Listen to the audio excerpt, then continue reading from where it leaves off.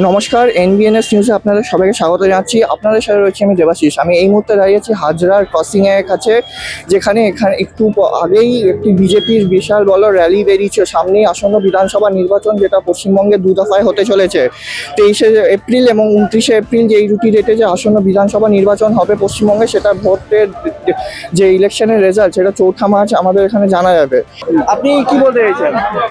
এই যে যেভাবে আমাদের প্রার্থীকে, আমাদের পাপিয়া অধিকারীকে আসার সময় আমাদের প্রার্থীকে যেভাবে হ্যারাসমেন্ট করেছে, এটা কাঙ্ক্ষিত না।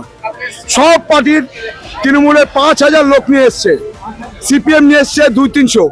আমরা এত লোক নিয়ে এসছি, আমাদের কি কারণটা কি? এটা ভয় পেয়েছে। এ ডর মুঝে আচ্ছা লাগতা হ্যায়, এ ডর মুঝে আচ্ছা লাগতা হ্যায়। 4 তারিখে দেখবেন খালি পদ্ম ফুটেছে, পদ্ম ফুটে। আমাদের ক্যান্ডিডেটের নামে ভয় থরথর কাঁপছে। মোদিজি তো এখন দেরি আছে আসতে। ক্যান্ডিডেটকে দেখে নমিনেশন আটকানোর জন্য যা ব্যবস্থা সব করে নিয়েছে, কিন্তু আটকাতে পারবে না। আজকে আমরা আসার সময় যেভাবে বাধাপ্রাপ্ত হয়েছি, আমাদের কর্মীরা যেভাবে আহত হয়েছে, এটা কিন্তু প্রমাণ করে দেয় যে মমতা ব্যানার্জি ভয় পেয়েছেন। স্বীকার করুন আপনি।